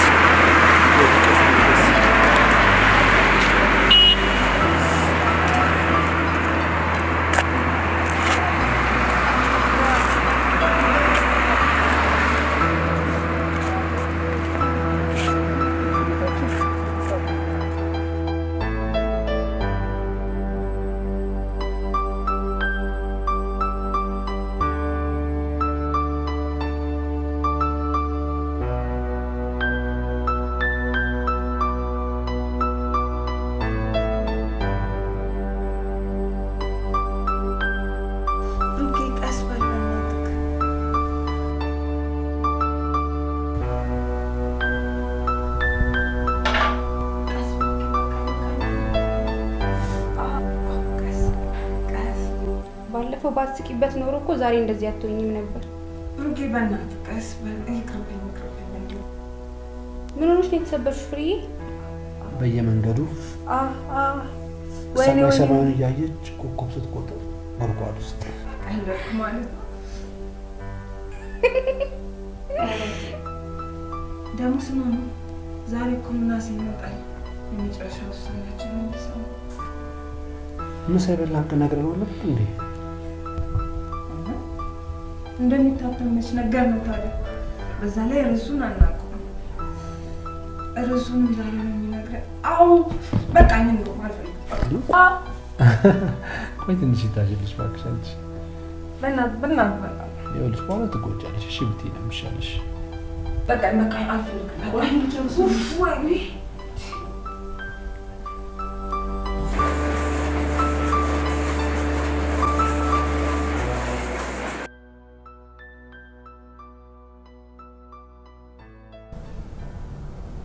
እናንተ እኔ እንደምትጠይቁኝ እኔም ስለ እናንተ ብዙ ነገሮች ጠይቄያለሁ እና አንድ የደነቀኝ ነገር ስላለ ሳልጠይቃችሁ አልሄድም ብዬ ነው።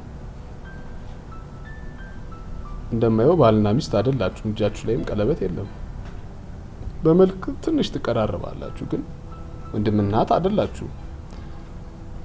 አንድ ቤት ውስጥ ነው የምትኖሩት ብለውኛል። ምክንያቱ ምንድን ነው? የአባቶቻችን ኑዛዜ ነው። አባቶቻችን የጥንት ወዳጆች ነበሩ። ከልጆቻቸው ደግሞ እኔና ብሩክ ተስማምተን አናውቅም። ስለዚህ ድርጅቱን ሽጠን እንዳንካፈል ስለሚሰጉ ተስማምተን እንድንሰራ ካልሆነም ደግሞ መንግስት እንደሚወርሰው ተናዘው ነው የሚሉት። መስማማት አለመስማማታችንን ደግሞ በአንድ ሽማግሌ ሁሌም ፈተና ይደረግበታል። በጣም ብልህ አባቶች ነው ያሏችሁ። የሚገርመው ፍቅር ሁሌም ግጭት አለው። በግጭት ውስጥ ነው የፍቅር ኃያልነት ጉልበቱ የሚታወቀው። የግጭታችሁ መጠን ነው ፍቅራችሁን የሚገልጸው። እመኑኝ፣ በጣም ከተጋጫችሁ በጣም ትፋቀራላችሁ ማለት ነው። ደጋግማችሁ ከተጣላችሁ አትጠራጠሩ፣ በጣም ነው የምትዋደዱት። አደራ እምላችሁ ግን ይህን ፍቅራችሁን በጭራሽ እንደ አሜሪካ ፊልም እና እንደ ህንድ ፊልም ሮማንቲሳይዝ ልታደርጉት እንዳትሞክሩ። ፍቅር በቀይ ጽጌረዳና በጥቁር ቸኮላትና ከረሜላ የሚደለል ነገር አይደለም። በሱም አይገለጽም። ብዙዎች ግን እንደዛ ብለው ያስባሉ። ናሴ እኔ እና እሷ ፍቅረኛሞች አይደለን። በደንብ ያስታውቃል። አንተ ስንቴ ሰርቀህ እንዳያት ራስን አላስተዋልክም ማለት ነው። እሷ ደግሞ ስንቴ ስትሰርቅ እንደያዘች ራሷ የምታውቀው አይመስለኝም። በመሀላችሁ ያለው ሙቀት ከአንደኛችሁ ወደ አንደኛችሁ ሲሄድ እንዲህ ባይን ላይ ይታያል። የአይናችሁ ጨረር እኮ አንደኛችሁ ጋር ሄዶ ወደ አንደኛችሁ ሲነካ ያስታውቃል። እና ታዲያ እኛ እንፋቀርን ትሉኛላችሁ?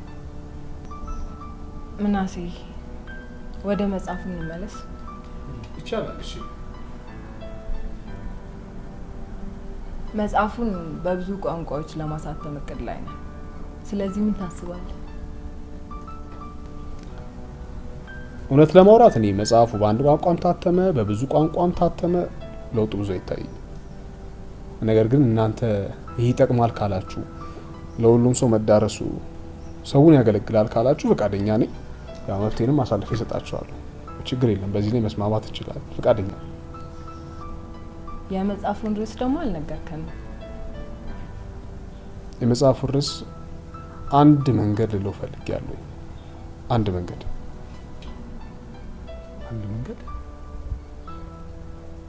ለምን እንደዛ አልከው? ደጋግመን በነበረን ቆይታ ስናወራ ያወሯችሁ ነገሮች ሁሉ ማሳካት የምንችልበት ያለን አንድ መንገድ ብቻ ነው። ይህም መተባበር፣ መደማመጥ፣ መፍጠር፣ ማሰብ፣ ማሰላሰል ናቸው። አይደለም ዘ ፎርሲስ አራቱ ሞች ብያወራሁት። ስለዚህ የሰው ልጅ ከዚህ በኋላ በዚህ ዘመናዊ ዓለም ውስጥ ለመኖር ያለው ብቸኛ አንድ መንገድ ይሄ ብቻ ነው።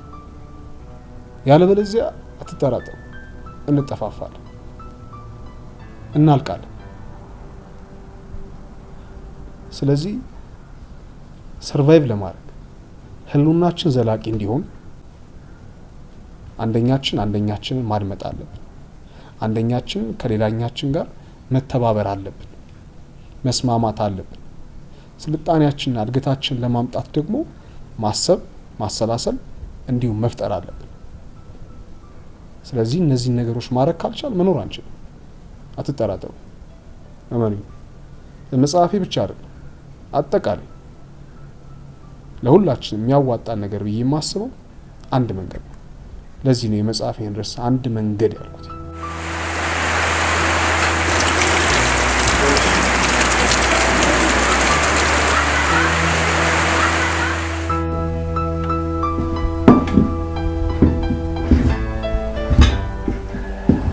ከነዚህ ሀሳብ መለስ እንዳልታቀልሽ ለመኖር መተባበር ያስፈልጋል ያለው ነገር በጣም ነው ልቤን ያልካኝ። እኔና አንቺም ነፍሶቻችንን ለማስደሰት ግዴታ መተባበር አለብን። ኦኬ። ተናጋሪ ሲናገር አድማጭ ዝም ብሎ ነው የሚያዳምጠው። እኔና አንቺ አሁን የሆነ የተሻለ ሀሳብ ማሰብ አለብን አይመስልሽም? ያ የተሻለ ሀሳብ ምንድነው? ቆንጆ የፍቅር እራት እንበላለን። አሁን ዛሬ እንዴት ነው የሚያደርገው? እሱን እንግዲህ ከቀመሽ በኋላ ትናገራለሽ። ቆንጆዬ ትክክል ያለች እንቁላል ሰርቼልሻለሁ፣ እሷን እንበላለን።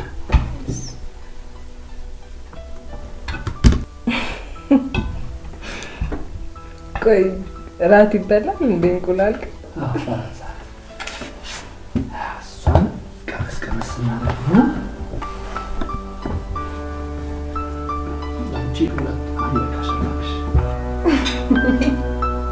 ለመሰለሽ አንዴ ከጀመርሽ በኋላ በቃ እንጀራ ጨምረው በጣም ስለሚጣፍጥሽ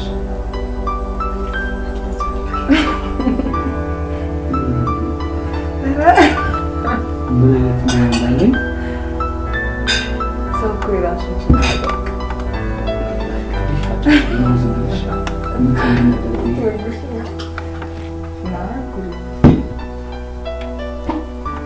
ላቁርስሽ ታቁርሽኛለሽ።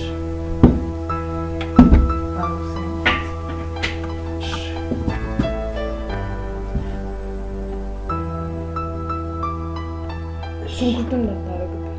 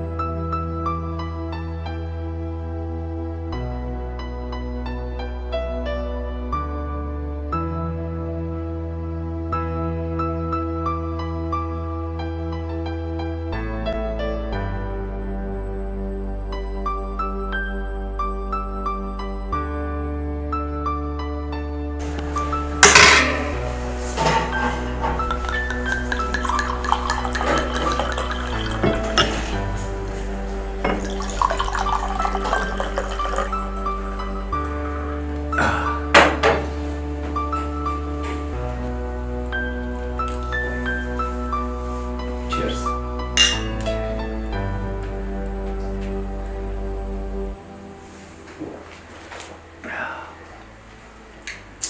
ራቱ እንዴት ነበር? እንደሱ ግን እንቁላል አይበላም በራሳ። አንቺ ደግሞ እንቁላሉን የሰራሁት እኔ ነኝ። ስንተኛ እኮ ይከብደናል ፋታ። እንቁላል አይበላም። አይዞሽ አይከብድሽም። እንዴት እንደሰራው ታውቂያለሽ? የጨመርኩበት ነገር ልንገርሽ። ቆይ ምን ሁሉም ሰው የሚጨምረው ነገር አሁን አይደለም ይሄ የተለየ ነው። መጀመሪያ ቅንጥ እባክሽ ይቅርብሽ። ለየት አሁን አንድ ቆንጆ ሙዚቃ ከፍታለሁ። ተነስተን እንደመሰለን አሞኛለሁ። እንደዚህ የሚባል ነገር አልሰማም። እሺ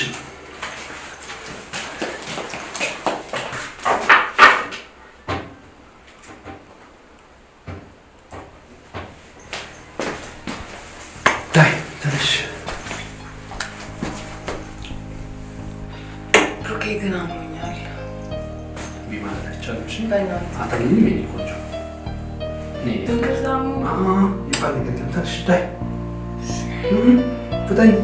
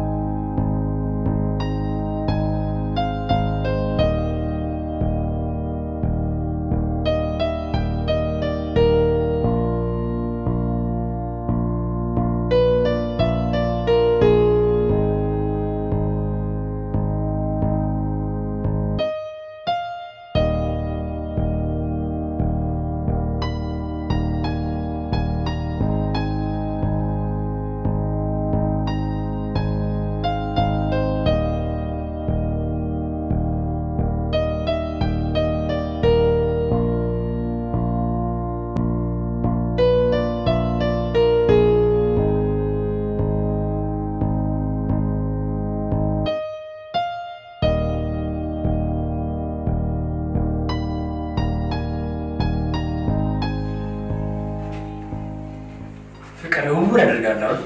እውነትም እውር አድርጓቸዋል። ቤት በኩል ገብታችሁ ነው? በረክቲ ስንት ጊዜ ናቸው ከታረቁ? እስኪ እንግዲህ ሲጀመርስ መቼ ተጣሉ? እንዳነሱ ከምታስበው በላይ ረጅም ጊዜ ሆናቸው። ለማንኛውም ነገ ነው ከዚህ ቤት የምንወጣው። የምሽ ከዚህ ቤት ካወጣሁ ሞቼ እገኛለሁ እንዳልተባለ ከመሰው ዙር ቀርሯል ማለት ነው። 2 ወር ሆነ። አዋ ከምታስቢው በላይ እኮ ረጅም ጊዜ ሆኖናል።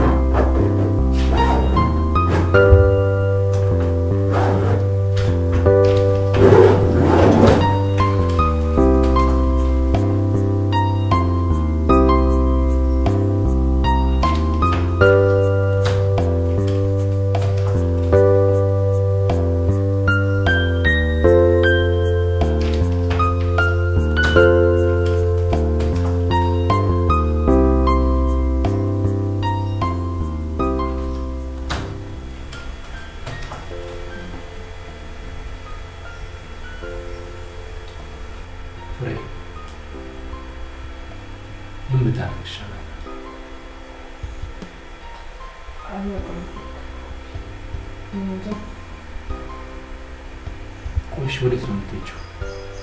ወደ ቤት ነው የምሄደው። እናቴ ናፍቃለች። የእኔና የሚስት ጉዳይ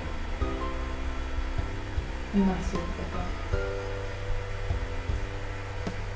ዋናው ንብረታችን ተመልሷል፣ መንግስት ደርሷል።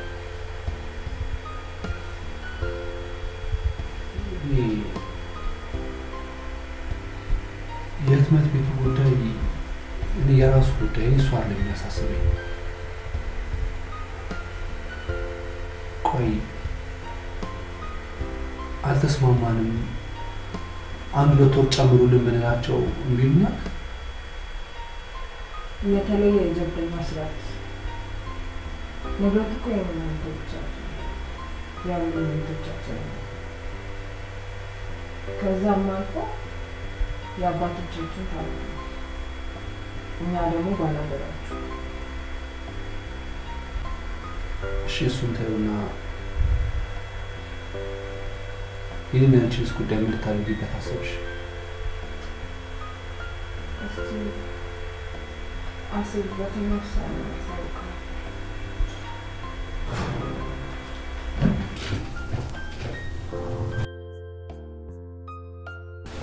ፍሬ ቆም ብለሽ ነገሮችን ብታስቢባቸው ደስ ይለኛል።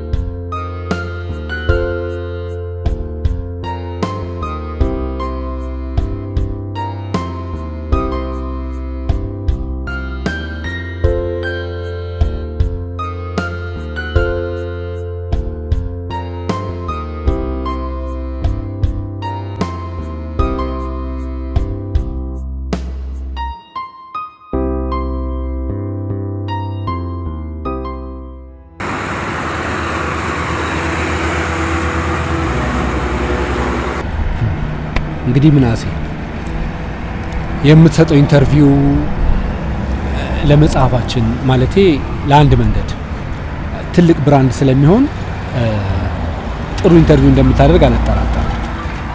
በዛውም አደራህን ለህብረተሰቡ ጠጠር ያለ አማርኛዎችን ተጠቅመህ የቤት ስራ እንዳትሰጥልኝ። ብሩኬ አንተ ሀሳቡ ስታየው ለአንተ ከብዷል? ከበደ ማለት በጭራሽ።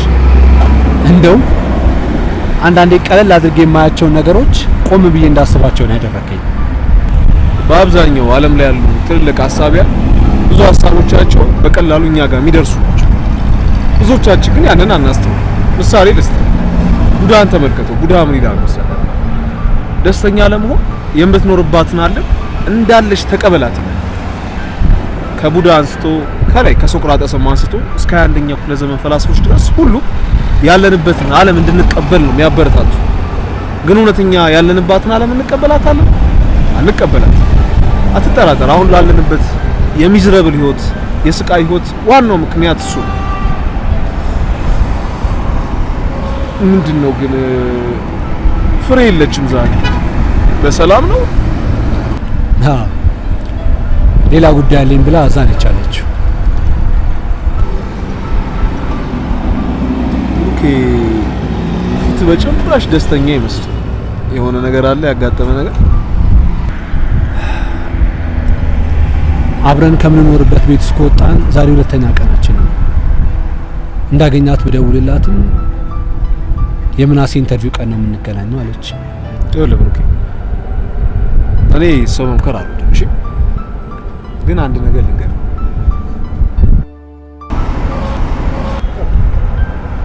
እሷን ካጣት አትጠራጠር፣ የ21ኛው ክፍለ ዘመን ሞኝ ወንድ። እስቲ ለመሸነፍ ፍቃደኛ። አንዳንዴ ለጥሩ ነገር መሸነፍ አሸናፊነትን የሚያመጣል። ለጥሩ ነገር ስተሸነፍ ያኔ አትጠራጠር፣ ፍቅርን ታገኛለህ። ምን ፍቅርን ታገኛለህ? አትጠራጠር። ተሸነፍላት። እሺ ብሩኬ፣ ተሸነፍ። እሺ፣ በጣም ነው የማመሰግነው። አመሰግናለሁ ደራሲ ምናሴ። በቅድሚያ እስቲ ስለ መጽሐፍ አርዕስት እናውራ።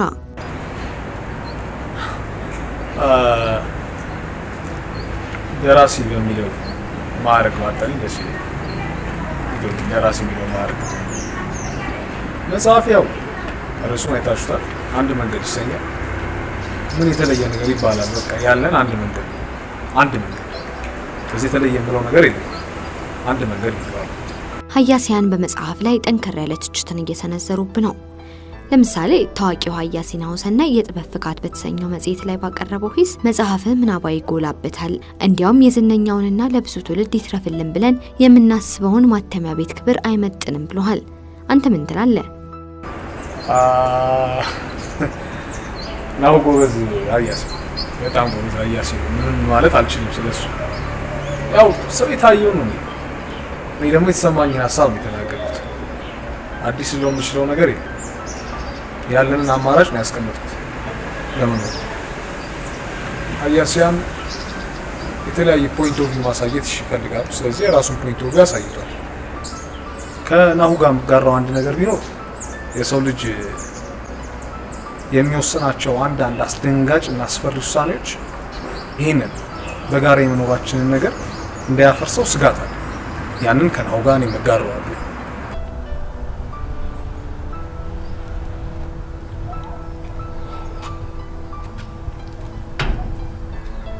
ጠፋ እኮ። በሰላም ነው?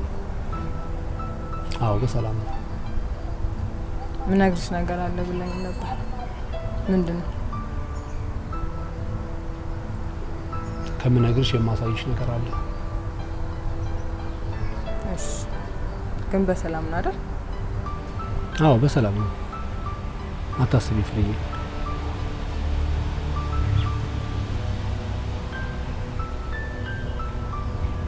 የሰው ልጅ አስፈሪና አስደንጋጭ ውሳኔዎችን ስትል ምን ማለት ነው? ያው ብዙዎቻችን አስበንና አገናዝበን የምንወስናቸው ውሳኔዎች በአብዛኛው በህይወታችን ውስጥ ጥቂት ናቸው። ብዙ ጊዜ በስሜት የምንወስናቸው ውሳኔዎች ይበልጣሉ። ስለዚህ በስሜት የምንወስናቸው ውሳኔዎች ደግሞ ትክክለኛ ውሳኔዎች ካልሆኑ የሚያመጡት አደጋ በጣም ከፍተኛ ነው። እዚህ ጋር ከስሜት ውሳኔያችን በፊት ማሰብና ማገናዘብ አለብን።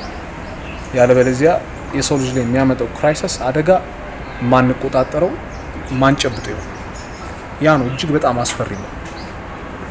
መመልከት ትችላለሽ። አሁን በዚህ ሰዓት ያለው ሁኔታ ብዙ ጊዜ በማሰብና በማገናዘብ ቢሆን አንዳንድ ውሳኔዎቻችንን ከመሆናቸው ፊት እንቀይራቸው። ነገር ግን በስሜት ተገፍተን ውሳኔዎችን ስለምንወስን ሳንቀይራቸው ብዙ ጥፋቶች ሊመጡ ይችላሉ። የሚሰማኝ እንደዛ ነው። ለዚህ ነው አስፈሪና አስደንጋጭ ውሳኔ ብዬ ለመናገር የደፈርኩት። እስቲ ትንሽ ግልጽ አድርግልን። ከዚህ ቀደም ጦርነት ወንድምና አባቶቻችን እንደገደለ እያወቅን አሁንም የጦርነት ተረት ተረት እናወራለን። በዛ ላይ ደግሞ የሆኑ ሰዎች የተሻለ ሀሳብ ይዘውልን ሲመጡ እነሱን ለመስቀል ይወራጣል። የተለየ ሀሳብ ስናዳምጥ ይኮሰኩሰናል፣ መቀበል አንፈልግም። ከዛ በኋላስ እነሱን ወስደን እንሰቅላቸዋለን። ከሰቀልናቸው በኋላስ በየመድረኩ ላይ እነሱን ሰማዕት እያለን ጀግና እያለን እናወራለን። ተመልከች የምናደርሰው ውድቀት። ስለዚህ ያለንን አማራጭ መንገዶች በሙሉ አልተጠቀምም። ሰዎቹ ከሞቱ በኋላ እነሱ እንደ ጀግና ደግሞ እናወራላቸዋለን። መጀመሪያ መልካሙን ጥሩን ሀሳብ ባመጡ ሰዓት ግን አልተቀበልናቸው። ስለዚህ መልካምና ጥሩ ሀሳብን ለመቀበል ደግሞ ማድመጥ፣ ማሰብ፣ ማሰላሰል አልፎም ተርፎ የእነዚህ ተናጋሪዎቹ ሀሳብ ማዳመጥ የመፍጠር አቅማቸውን መረዳት አለ። ያለበለዚያ ያለን አማራጭ አስፈሪ፣ አስደንጋጭ ነው። ስለዚህ አራቱ ሞዎች ወይንም ዘፎርሲ ይህንን ችግር ይፈታል ብለህ ታምናለህ? አይመስለኝም። የምንለውጠው ነገር ይኖራል ብዬ አልጠብቅም። ነገር ግን ቢያንስ መፍጠር ከቻልን፣ ማሰብ ከቻልን፣ መተባበር ከቻልን፣ መደማመጥ ከቻልን ግን ከአባቶቻችን የተሻለች ዓለምም ይሁን ሀገር መፍጠር እንችላለን።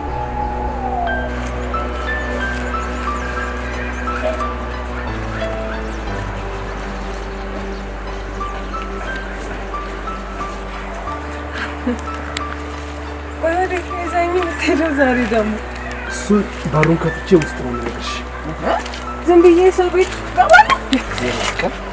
ለዛሬ ብቻ እሺ፣ ይችን ብቻ እሺ።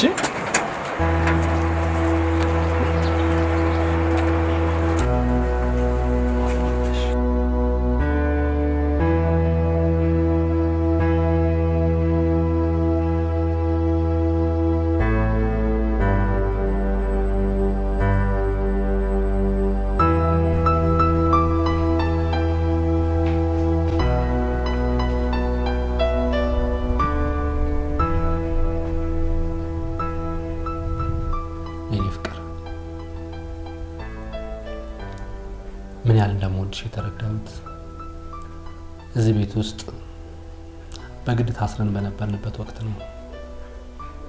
አውቃለሁ ከዛ በፊትም ለአንቺ ፍቅር ነበረኝ፣ ግን አንዳንዴ ነገሮች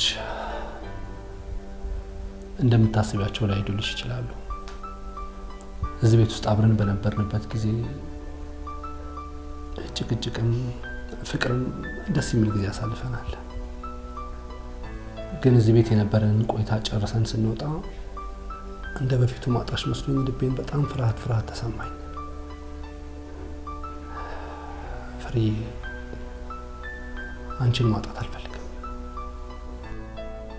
እንኳን ማጣት አልፈልግም። አንተ ግን ስለ ነገ አታስብም። ቀስ በይ። አንቺ ልክ ነሽ። እኔ ነኝ በፈለግሽው ሰዓት ከጎንሽ ያልነበርኩት።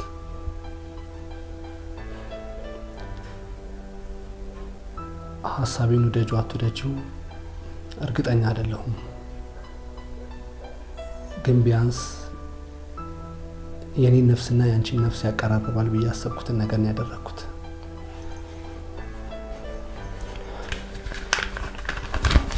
ይህን ነገር ይኸው ፍርዬ፣ ይህን ቤት የገዛውበት ውል ነው። ይኸው እዚህ ቤት ያሳለፍናቸውን የፍቅር ጊዜያቶች ሞቼም እንኳን አረሳቸውም። አውቃለሁ ተጨቃጭቀናል፣ ተጣልተናል። ለእኔ ግን ከሁሉም በላይ ጎልቶ የሚታየኝ በትንሹም ቢሆን ያሳለፍናት ፍቅር ናት። አውቃለሁ ብዙ ሰው እንደሚያፈቅርሽ፣ ግን እዚህ ምድር ላይ ስለ አንቺ 24 ሰዓት ሙሉ የሚያስብ ሰው ከኔ ውጭ ያለ አይመስለኝም። ፍርዬ፣ ከልቤ ነው ማፈቅርሽ።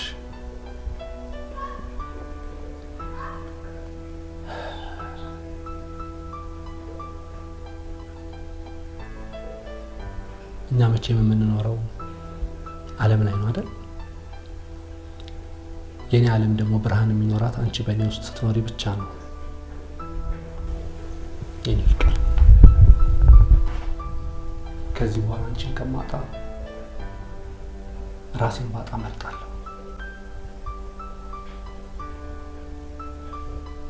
እዚህ ቤት ውስጥ ሆነን መጽሐፍ እያነበብን ለልጆቻችን የምናስቀምጥላቸው ታሪኮች ናቸው የሚታዩኝ። አብሬሽ ኖሬ አብሬሽ አርጅቼ አብሬሽ ነው ማለፍ የምፈልገው። የኔ ፍቅር ታገቢኛለሽ? ሚስቴ ትሆኛለሽ?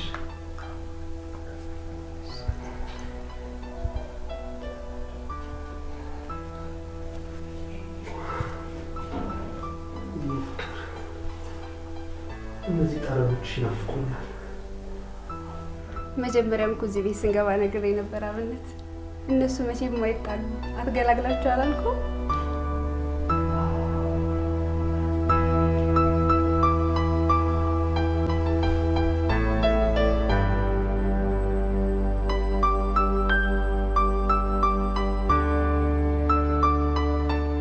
አነጋጋሪው የምናሴ ልዑል መጽሐፍ በ4 የሀገራችን ቋንቋዎችና በ3 የውጭ ሀገር ቋንቋዎች ተተርጉሞ በብዙ አንባቢያን ዘንድ ተወዳጅነትን አትርፏል። በፍኖት ማተሚያ ቤት ታሪክም ትልቅ የህትመት ቁጥር የያዘ መጽሐፍ ሆኗል።